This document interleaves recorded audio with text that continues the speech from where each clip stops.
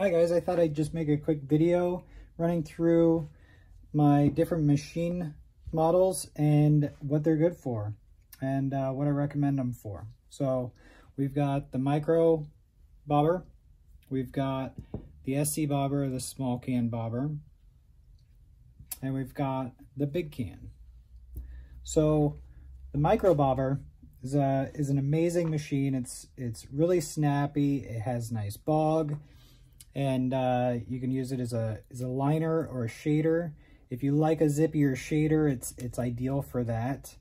The reason for that is because that bog that I talk about, this one's got a little bit more at lower voltage. So if you're not familiar with when a machine builder talks about bog, what we're basically talking about is when it responds to the resistance of the skin. So as you put those needles to skin, you can hear it.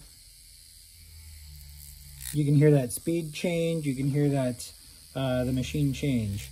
So the sweet spot being the spot in your line work where the ink is just dropping into the skin. You're running super nice lines with little to no trauma, and you're able to just run a line just like that. That sweet spot exists somewhere in that bog. So if you're running your machine and your machine isn't responding to the skin like that, you don't hear a change, then you're running your machine too much and you're probably just cutting in lines as opposed to tattooing in lines. So that bog is super important. This is about where I line voltage wise with this machine. This has got a cartridge setup, and it will run cartridges very well. It's still got you know, some really nice stroke characteristics. This is about needle depth. So on that needle depth, I'm running tube to the skin. It's got some mechanical give, so that much needle isn't exactly going into the skin, but that's where I like to run it. So let me turn this down to shading voltage, and I'll let you hear that. So this is about where I shade with this machine. A little faster than when I shade with the small can bobber. And you can hear it's got a little more give, a little more bog. That's because on this machine, it doesn't have as much power and lower voltage. So if you're going to run it as a shader, especially with cartridges that may have a little bit more tension on them, you're going to want to run them a little faster. So this is the SC bobber, the small can bobber. This, on the other hand, has a lot of adjustability and it has plenty of power and lower voltage. But it's also got the same stroke characteristics. Like when you're lining, it still has the same amount of snap where it just sort of pops into the skin. So on a good liner and even a shader, you want to feel that punch, that snap. It's almost like a straw going into a juice box. You don't want to ease it in, you want to pop it in. You can hear it's still got some beautiful give, maybe a little less at this voltage range than the micro.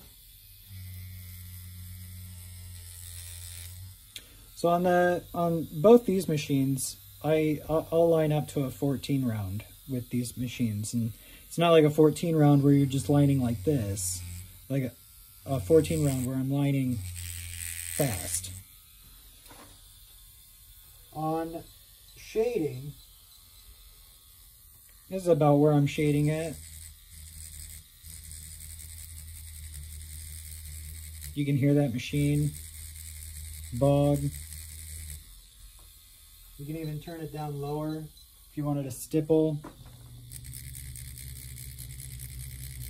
And since it has power down at that range, it will keep going.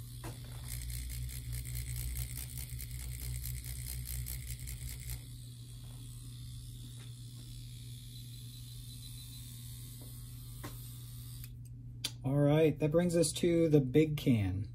The big can is, it's like a powerhouse. It's very powerful, but what you don't get is much of that snap or as much as that punch. So where the other machines are less powerful, but the stroke characteristics kind of strike down and ease back, strike down and ease back. This is just, it's powerful through the whole power band. So it's smooth, it's super consistent, and it's not very abrasive in the skin. So if you're looking to do very low trauma shading or black and gray, then this is a great machine. If you want to use it as a liner, it's great for smaller groupings, but probably not so great for the bigger groupings since it doesn't have that snap. You can hear it's still got that give.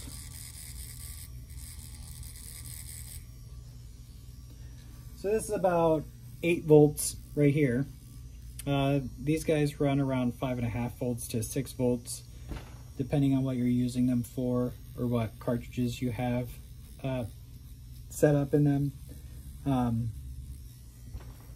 The big can is super adjustable, where you can go up with it.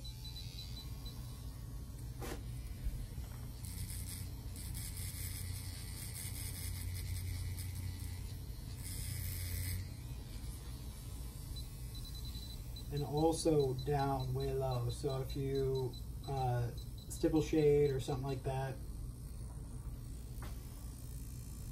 you can kind of hear that speed already, but it doesn't. It has no stop in it. So you can see I'm pushing back with my finger.